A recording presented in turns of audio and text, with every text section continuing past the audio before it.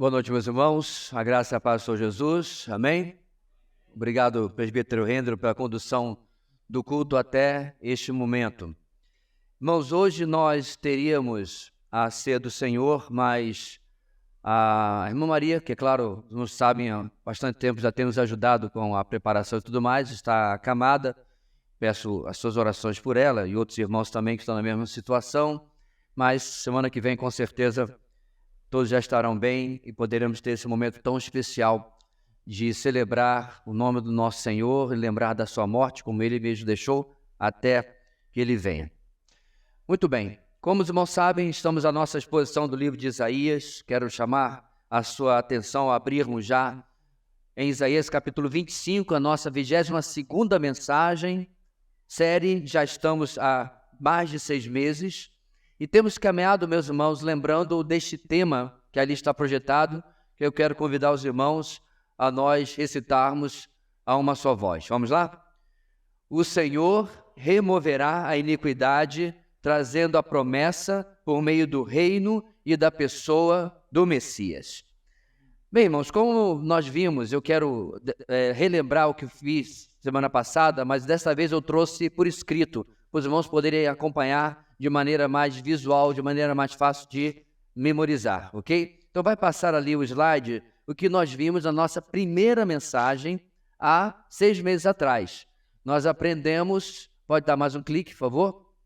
Muito bem. Nós aprendemos que Isaías possui 2 grandes divisões, como está ali, do capítulo 1 ao capítulo 39, onde principalmente o tema é de condenação, de repreensão. Depois do capítulo 40 até o final, no 66, onde o que prevalece é a pregação da restauração que virá da parte de Deus. No momento, nós estamos dentro dessa primeira parte, numa subdivisão que vai do capítulo 13 até o 27, como está ali também explicado. E do 13 ao 23, nós vimos 11 advertências a diversas nações, a Babilônia, a Síria, Filisteus, ou Filistia, Moabe, Damasco, representando a Síria, Etiópia, Egito, Babilônia pela segunda vez, Edom, Arábia. Aí veio uma repreensão à própria cidade de Jerusalém e, finalmente, terminando uma repreensão contra a cidade de Tiro. Então, esse foi do capítulo 13 ao capítulo 23. E aí nós chegamos, irmãos, no finalzinho dessa subdivisão, 24 até 27. Na semana passada, nós vimos no capítulo 24, Deus começando a cumprir, ou prometendo a cumprir a sua promessa do estabelecimento do reino messiânico. E, para tanto, capítulo 24, ele irá remover todas as expressões do mal e do pecado. Isso é uma profecia para a consumação dos séculos, né? A consumação dos tempos, que vai acontecer exatamente na tribulação. Vimos, inclusive, como isso se encaixa perfeitamente no texto de Apocalipse, capítulo 19 e 20, ou seja, mais uma profecia sobre o fim do mal e o triunfo do bem. Bem, na semana passada também vimos que apenas aqueles que temem ao Senhor serão poupados e esses herdarão o reino. Em meio a tudo isso, vimos como o próprio Isaías reage ao pensar nessa promessa futura e ver a maldade reinando nos seus dias. Isto é, grande parte do chamado povo de Deus dos dias de Isaías era povo de Deus apenas por tradição histórica, mas não era, na realidade, um povo que se dedicava ao Senhor. Somente o remanescente, uma parte do povo, era fiel ao Senhor já nos dias de Isaías. E com esse remanescente, Isaías continua formando a imagem futura do que aguarda a humanidade, que está sendo advertida sobre a chegada do dia do Senhor. Então hoje, irmãos, no capítulo 25, Isaías vai continuar. E ele vai agora nos ensinar a seguinte grande ideia no capítulo 25 de Isaías. O Senhor será louvado pelo cumprimento das promessas com o estabelecimento do seu reino.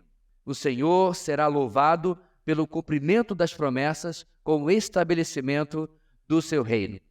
Ele agora, Isaías, vai se regozijar para além apenas do reino messiânico. Ele fala sobre o triunfo final sobre o mal e, principalmente, sobre a morte.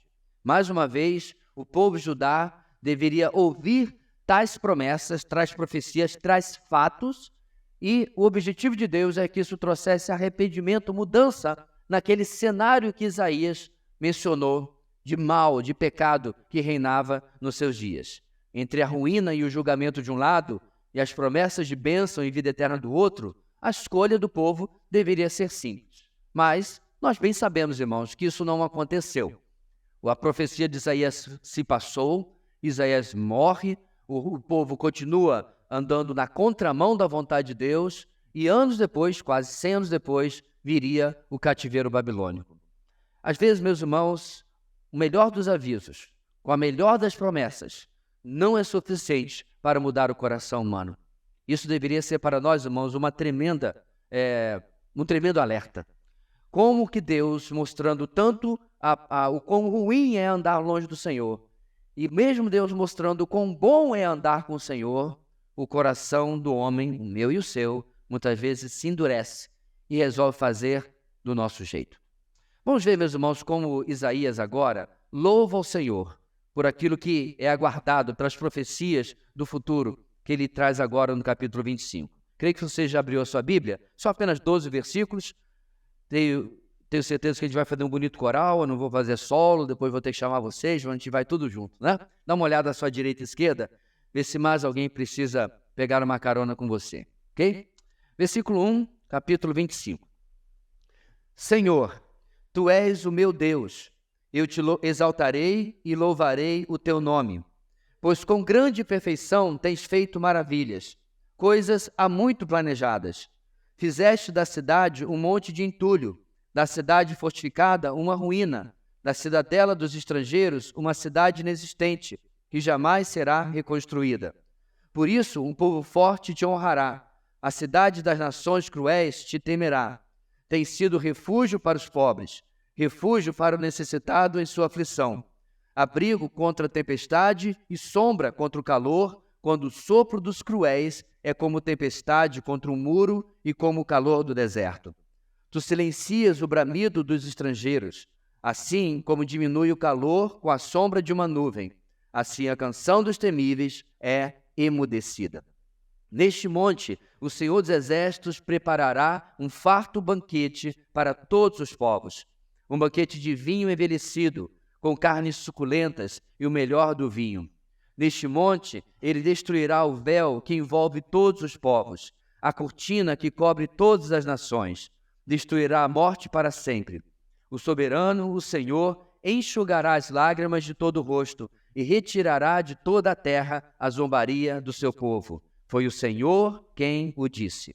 Naquele dia dirão: Este é o nosso Deus, nós confiamos nele e ele nos salvou. Este é o Senhor, nós confiamos nele, exultemos e alegremo-nos, pois ele nos salvou. Pois a mão do Senhor repousará sobre este monte, mas Moabe será pisoteado em seu próprio lugar, como a palha é pisoteada na esterqueira. Ali Moabe estenderá as mãos, como faz o nadador para nadar, mas o Senhor abaterá o seu orgulho, apesar da habilidade das suas mãos. Abaterá as torres altas dos seus altos muros e os derrubará. Ele os lançará ao pó da terra. Irmãos, o texto que acabamos de ler é um poema, na verdade, um poema de celebração. Isaías aqui se torna o porta-voz antecipado do remanescente fiel que será preservado depois do julgamento no dia do Senhor, no fim dos tempos. Por isso o poema está e começa na primeira pessoa do singular. Isaías se torna, então, assim, o representante de todos os que irão louvar o Senhor por sua vitória sobre o mal e o estabelecimento do bem. A nossa grande ideia nos traz exatamente isso: o Senhor será louvado pelo cumprimento das promessas com o estabelecimento do reino. Hoje, irmãos, nós vamos caminhar no texto e vamos deixar os nossos pontos para o final e depois algumas aplicações. Então, com a Bíblia aberta, começa a ver como Isaías vai declarando como o Senhor é o seu Deus. Isso era algo emblemático porque falsos deuses populavam ou disputavam, melhor dizendo, o afeto do povo de Israel, do povo de Judá, o que deveria ser um absurdo, porque não foi nenhum desses deuses que havia tirado este povo lá do Egito, por exemplo. Não havia sido nenhum desses deuses falsos que havia livrado Israel vez após vez ao longo de sua história de mais de 1000 anos.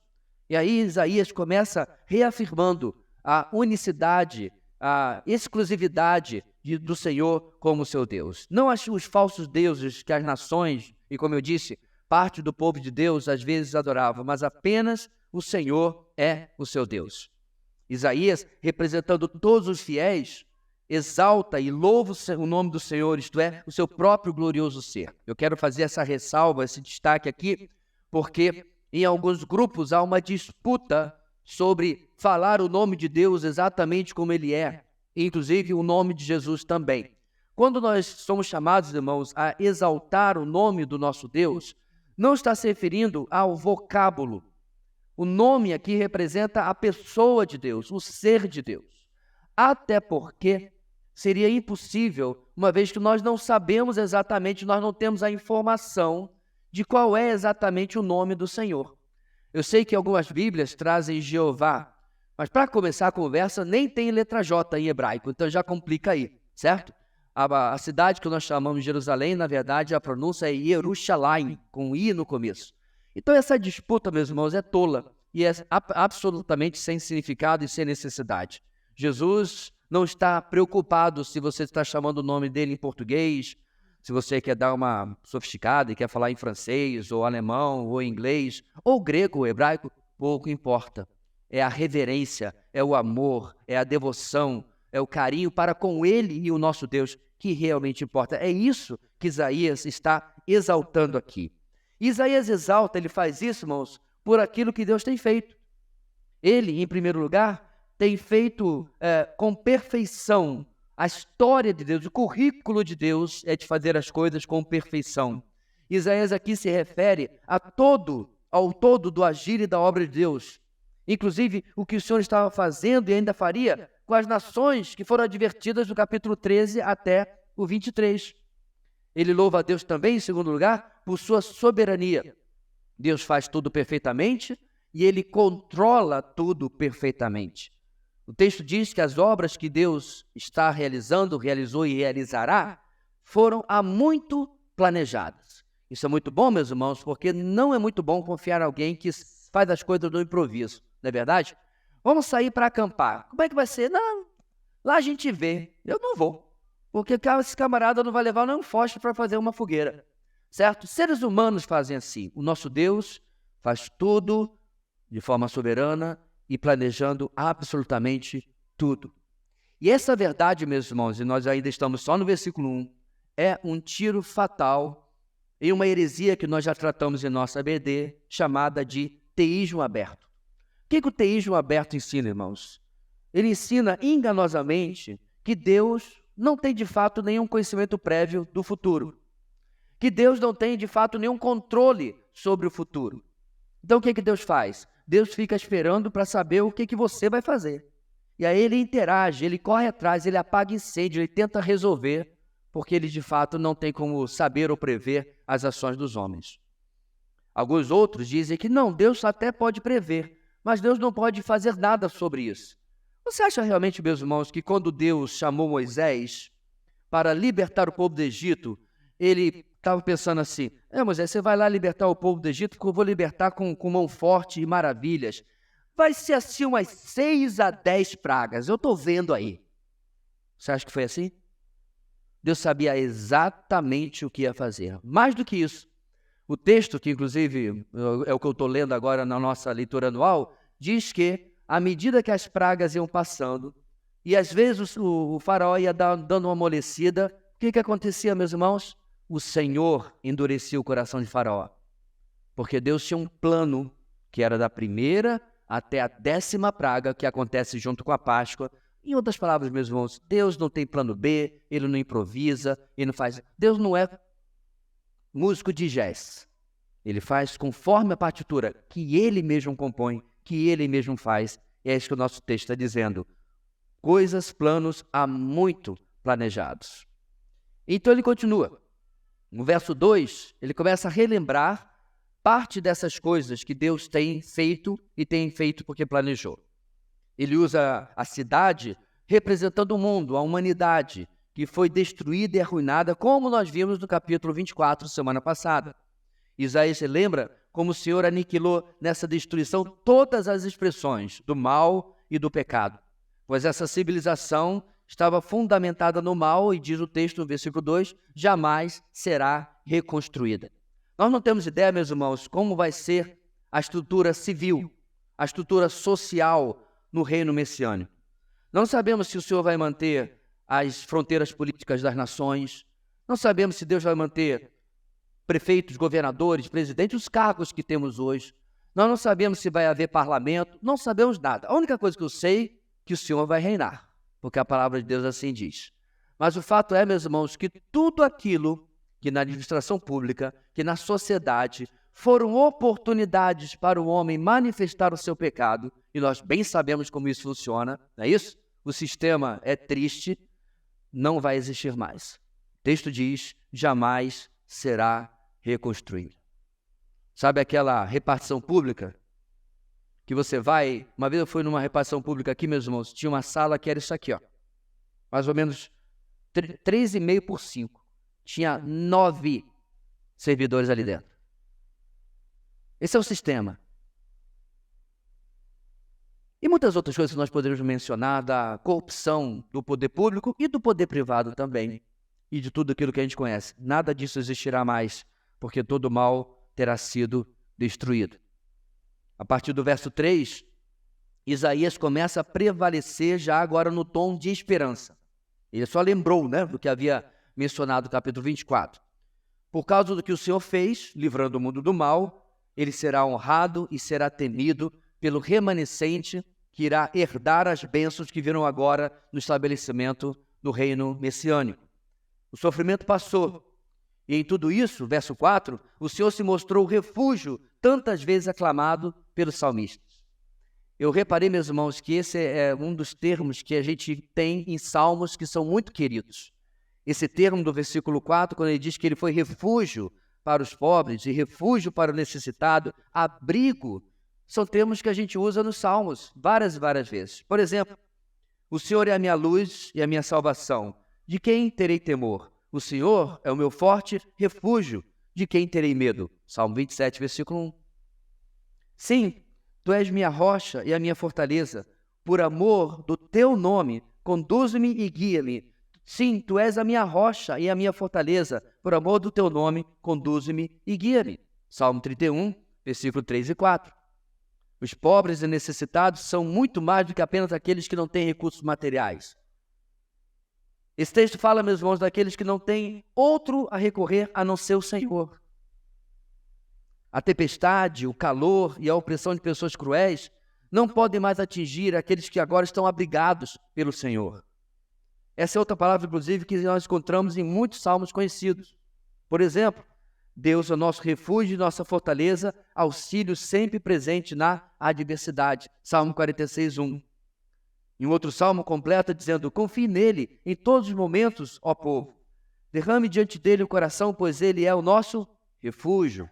Mesma palavra que é traduzida ali como abrigo. Salmo 62, versículo 8. Por que eu estou mencionando isso, meus irmãos? Porque é como se o salmista, ao longo da história, e esses são textos escritos há mais de 3.000 anos atrás, ao longo da história veio registrando como o Senhor nos guarda na nossa vida, nas tempestades normais do nosso dia a dia. Mas vai chegar um dia onde Ele vai guardar os seus de maneira tão plena que nada mais de ruim virá sobre nós. Porque o reino messiânico, irmãos, ele não é apenas um reino que tudo vai continuar a mesma coisa. Nós vamos ver outros detalhes aqui. Vai ser uma época como absolutamente nunca a humanidade experimentou na face da terra. Porque o Senhor é o abrigo que vai proteger. Apesar das situações desesperadoras da vida, Ele é que nos guarda. E principalmente, tudo que esse remanescente terá passado na tribulação que virá sobre a terra será coisa do passado. O maior feito do Senhor como nosso refúgio e o nosso abrigo não está nem mesmo em preservar a vida física, mas vai estar no campo espiritual. Morte, pecado, condenação, de fato, são os maiores elementos da nossa opressão, é agora e vai ser no futuro também. Mas nada disso tem mais poder sobre nós, porque vai acontecer o final de tudo isso por causa da morte do nosso Senhor. Os estrangeiros, verso 5, eram os opressores do povo de Deus nos dias de Isaías. O mundo estrangeiro ao reino de Deus continua sendo essa força opressora ao longo da história até hoje. Porém, quando chegar esse dia pelo qual Isaías está louvando, o Senhor irá silenciar o bramido deles. Como o calor é diminuído por uma nuvem, assim a canção dos temíveis é emudecida. O louvor do Senhor será a única coisa a ser ouvida. Essa semana, irmãos, passou na minha timeline ali, em um aplicativo, a reportagem do SBT sobre a família lá do Mato Grosso. Acho que os irmãos acompanharam. O pai, um caminhoneiro, estava viajando e um pedreiro da obra ao lado entrou e matou toda a sua família, esposa, 3 filhos. E quando a gente tem essas coisas, sabe como é que funciona aplicativo de internet, né? Você assiste uma coisa daquela, já vem mais uma, aí vem mais uma desgraça, mais outra. Eu fiquei pensando, irmãos, nas pessoas, como inclusive alguns irmãos aqui que são policiais, mas nós temos um estado até tranquilo, perto de outros, né, como Rio de Janeiro, São Paulo, Pernambuco. Mas eu fico pensando, irmãos, o que isso faz com a psique humana lidar? Porque o próprio delegado desse primeiro caso que eu mencionei, ele disse que toda noite ele ia dormir, as imagens que ele viu dentro daquela casa o assombravam, vinham à sua mente. E eu estava trabalhando já na mensagem, mas eu fiquei assistindo aqueles vídeos e, obviamente, muito triste pela vida daquele homem, até onde é uma família, inclusive, de irmãos em Cristo, são evangélicos. Uma vez que ele perdeu toda a sua família, eu fiquei pensando, irmãos, esse é um pozinho da maldade que reina no nosso mundo. É só uma fração do que nós temos nos nossos dias. Outros vídeos que eu tenho assistido muito são das mães e pais, daqueles que ainda estão sequestrados pelo Hamas. Eu estava assistindo um testemunho, ajudado por 2 amigas, para que ela pudesse aguentar falar da mãe daquela jovem que muitos viram sendo tirada da mala do carro, presa pelas mãos, totalmente ensanguentada e colocada no banco de trás. E aí a mãe mostrou um vídeo dela brincando com uma sobrinha, uma jovem saudável, animada e tudo mais. Irmãos, são situações que a gente tem que contrastar com o que Deus está prometendo aqui, que dão um vislumbre do tamanho da maldade que o nosso mundo é. E piora. Eu ainda sou de uma geração que 1h da manhã eu estava no Rio de Janeiro, na rua. Meus pais não gostavam muito, levei uns catiripapos de vez em quando, mas nem perto de perigo eu sofri. Com 16, 17, 18 anos, meus irmãos, 1h da manhã, eu tenho medo às vezes meus filhos andarem 1h da tarde sozinhos. Não precisa ser 1h da manhã, não. Ao longo desses anos, algumas pessoas me perguntaram, pastor, só tem vontade de voltar para a sua cidade? Eu, nem morrendo. Nem para ser enterrado.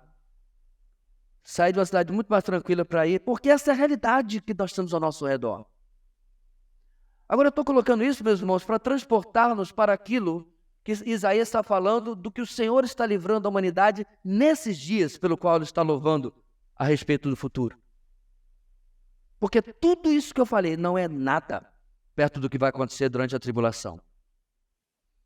Como eu falei em mensagens anteriores, basta que você tire o tempo para ler o livro de Apocalipse, do capítulo 4 até o capítulo 17 e 18, que aí você tem uma boa ideia do que eu estou dizendo. O mundo vai sofrer, meus irmãos, como nunca. Porém, a canção dos temíveis vai ser calada, emudecida. Deus, o Senhor Jesus, não vai fazer uma mera reforminha neste mundo. Não é passar uma massinha corrida e pintar, não. Ele vai terraplanar as estruturas deste mundo e reconstruir em justiça, paz e equidade, como nunca se viu. O texto continua no verso 6. Isaías aponta mais uma vez para a centralidade de Jerusalém nesses dias de paz e bênçãos que o Senhor trará. A expressão neste monte se refere exatamente a isso, a formação montanhosa onde está Jerusalém e aonde exatamente o Senhor vai reinar. Ali será também o centro do governo do reino messiânico. Todos os povos serão supridos de alimento completo. O verso 6 nos traz isso. Lembrando, meus irmãos, que esse reino não é algo curto ou apenas um evento, mas um reino que durará 1000 anos. Esta é uma promessa não de uma única refeição, um único banquete, mas de suprimento para toda a humanidade. A fome será algo esquecido, a fome será algo do passado. Aquilo que a humanidade não conseguiu fazer, não conseguiu resolver, o Senhor vai resolver. Aquilo que ela não conseguiu dar jeito porque gasta seus recursos em armas, gasta seus recursos na manutenção do poder, gasta seus recursos no prazer e no entretenimento, o Senhor Jesus fará de forma total e definitiva. Absolutamente mais ninguém irá passar fome ou necessidade. E não só isso. Os versos 7 e 8 falam de que os povos serão também destituídos do medo da morte. Durante o reino messiânico, ela ainda não deixará de existir, mas não haverá mais medo por causa da morte. Isso significa que a insegurança das doenças, a insegurança dos males serão coisa do passado. E eu fiquei pensando, meus irmãos, como que nos maravilhamos com os avanços, não é verdade, que a medicina humana tem até hoje. Mas esses avanços, meus irmãos, serão nada em comparação com o que o rei irá realizar nesse seu reino. De fato, o próprio Isaías nos fala, quase no final deste livro, que ele está profetizando: nunca mais haverá nela uma criança que viva poucos dias, e um idoso que não complete os seus anos de idade.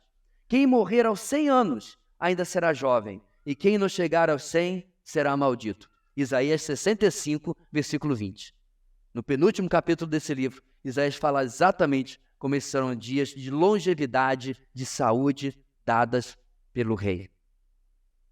Isso é, meus irmãos, apenas a rebelião contra o rei poderá ocasionar o encurtamento da vida das pessoas. É por isso que o verso diz que quem não chegar aos 100 anos, não chegou porque é maldito, porque se rebelou.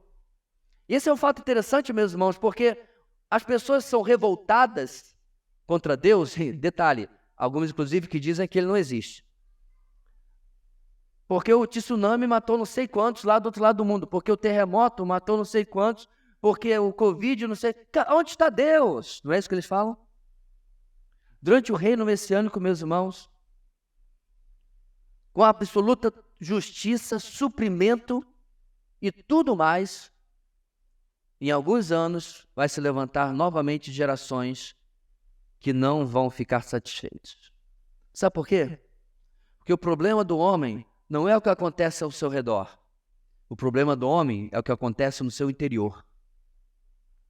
Como nos disse o Ted Tripp quando esteve conosco, o coração do problema é o problema do coração. O coração do problema é o problema do coração. E passado alguns séculos, irmãos, a humanidade vai se entediar de tanta paz, de tanta tranquilidade, normalidade. E aí diz o texto: aqueles que assim o fizerem não chegarão a uma vida longa por causa da sua rebelião. Isaías, inclusive, tem uma parte das suas palavras aqui do verso 8, repetidas pelo apóstolo João já lá no nosso livro de Apocalipse, que tantas vezes eu mencionei. Lá João escreve: ele enxugará dos seus olhos toda lágrima. Durante o reino messiânico, isso será a realidade no declínio das doenças, na extensão da vida, e depois do reino, quando vierem os novos céus e nova terra, isso será uma realidade absoluta, porque, como disse Paulo em 1 Coríntios capítulo 15, a morte foi destruída pela vitória. Texto que muitos acreditam que Paulo está parafraseando exatamente Isaías capítulo 25, versículo 8. Este é o cenário, irmãos. Nosso texto continua, mas para pensar. Precisamos de mais alguma coisa? Precisamos de mais do que apenas um reino perfeito de paz, de suprimento, de tranquilidade? E é por isso que Isaías está louvando o Senhor. Porque quando ele olhava ao redor, quando nós olhamos ao redor, nós vivemos o oposto disso daqui. Vemos um mundo corrompido, um mundo em corrupção, um mundo em maldade, um mundo de insegurança, um mundo de pecado. E diante de uma vida muito melhor do que experimentamos em todos os milênios anteriores da vida humana, no verso 9, acompanhe, Isaías mostra qual será a reação do povo. Nós, louvaremos ao Senhor, Agora está no plural, porque Isaías começou no singular, né? Este agora não é apenas o Deus de Isaías, este é o nosso Deus. Falarão da confiança que eles têm no Deus que os salvou. E novamente todos são convocados a exultar e se alegrar nesse Deus que os salvou. Perceba, meus irmãos, que ele não está sendo louvado nem pela saúde, nem pela vida longa, nem pelo suprimento de alimento. Não são a causa central destacada aqui. Muito mais importante do que essas bênçãos é a bênção da vida e da vida eterna que o povo está experimentando. É o próprio Deus. Estes são os primeiros dias do reino e há pouco tempo todos estavam em profunda angústia nos anos da tribulação. Morte, terremotos, pragas, catástrofes, perseguição por parte do governo do anticristo estava por toda parte. E então, o rei volta, como vimos semana passada. Tudo se encerrou ali quando o Rei dos Reis entrou em cena. E esses, meus irmãos, não são historinhas, são fatos históricos da nossa história futura. O mundo, meus irmãos, fica apalpando, dizendo, que será o mundo em tantos e tantos anos, não é verdade? Eu assisto um programa que é do futuro, centenas e centenas de anos no futuro. Eu estava comentando com a minha esposa, como é até curioso, porque quando eles pensaram no programa, alguns avanços tecnológicos não haviam existido ainda. Então, apesar de estar lá no futuro, as telas ainda são de tubo. Porque quando o programa foi feito, não existia ainda tela de LED, né, fininha. Então, o futuro está todo atrasado. Então, os homens tentam pensar, meus homens, como vai ser o futuro? Há duas perspectivas que Hollywood passa.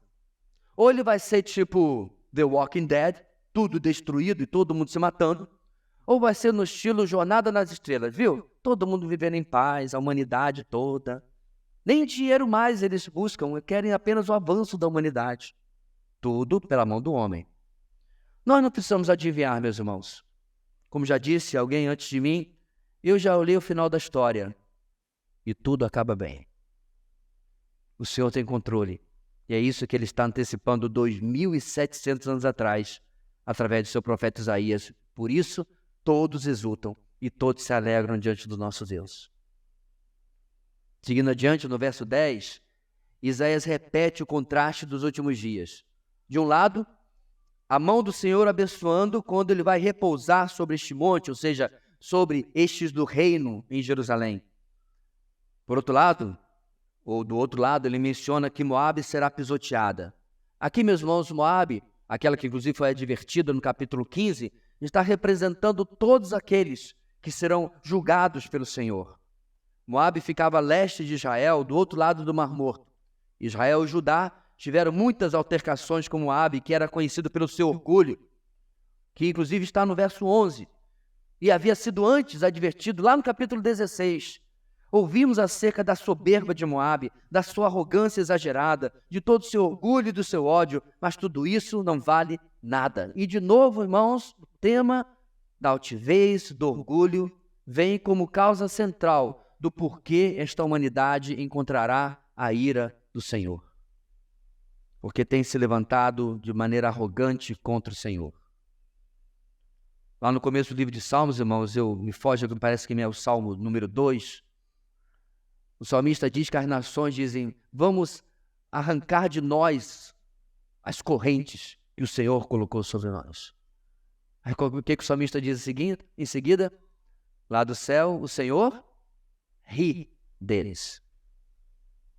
Porque eles acham que podem se livrar daquele que é o dono de absolutamente tudo.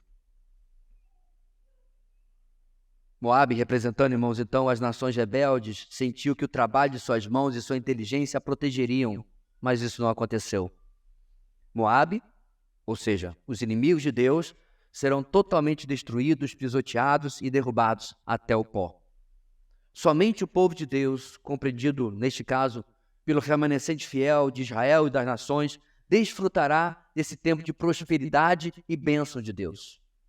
O verso 12 termina repetindo este tema de como o orgulho e a altivez não serão tolerados e serão o motivo de toda essa destruição. Eles são feitos como o pó da terra. Antes de seguirmos adiante, meus irmãos, talvez você tenha aí, mesmo sem querer, um pouco de sensibilidade, mas, pastor, mas por que Deus vai agir assim?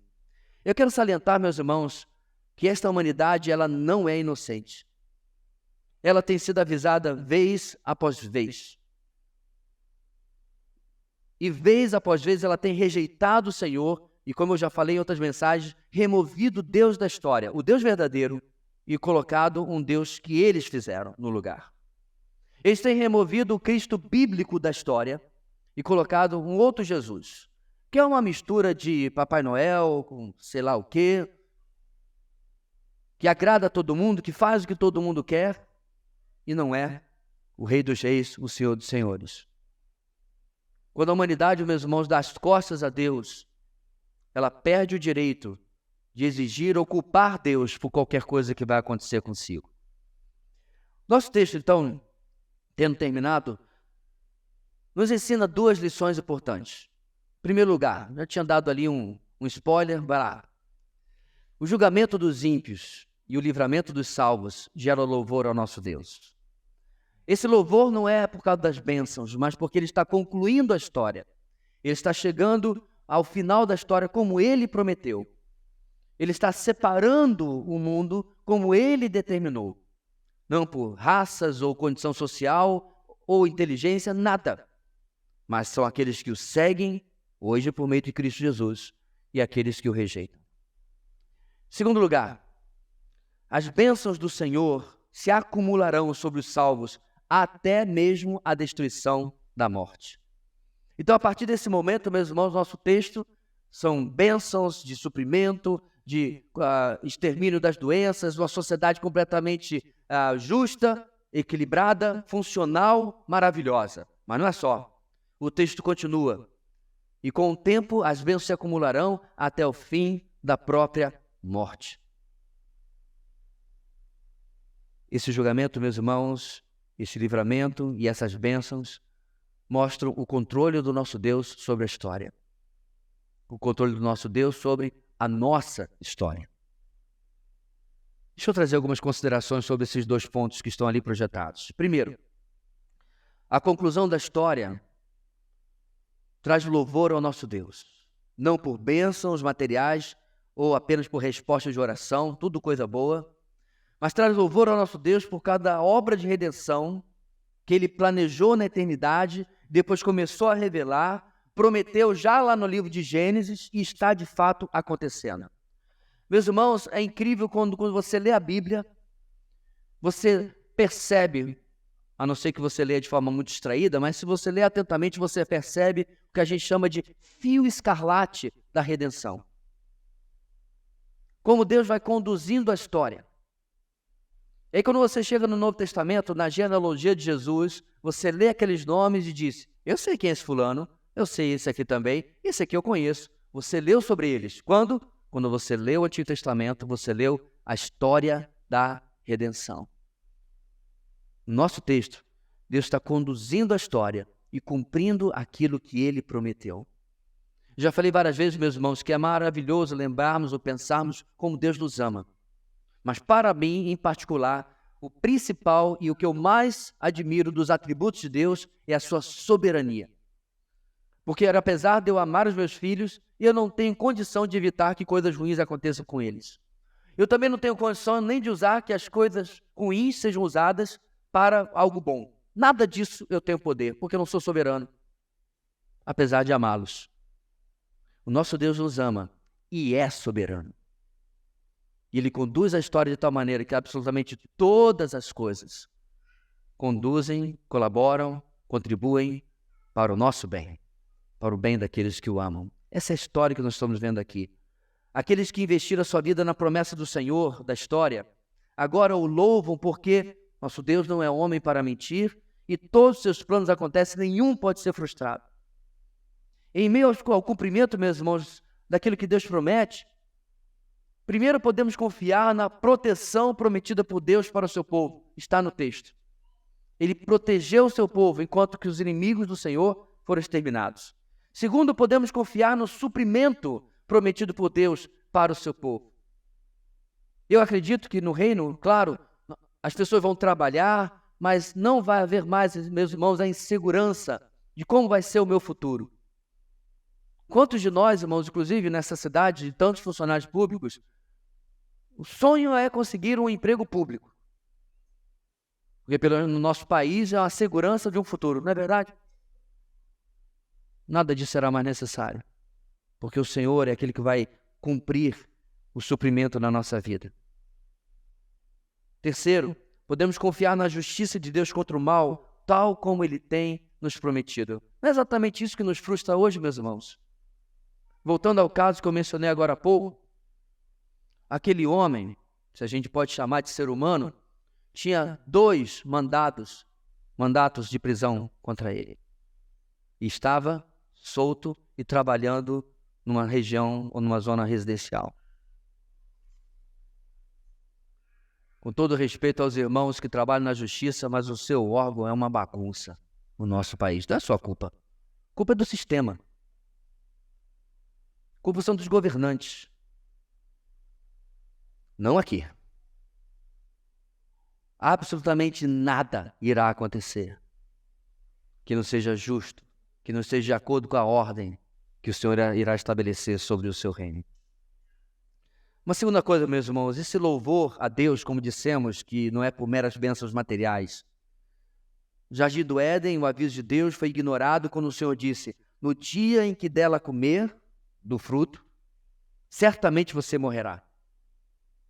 Ainda assim, na cruz, Jesus morreu a nossa morte para que possamos viver a sua vida. O maior motivo da tristeza entre as consequências do pecado não vai mais existir, a morte. Ela será coisa do passado.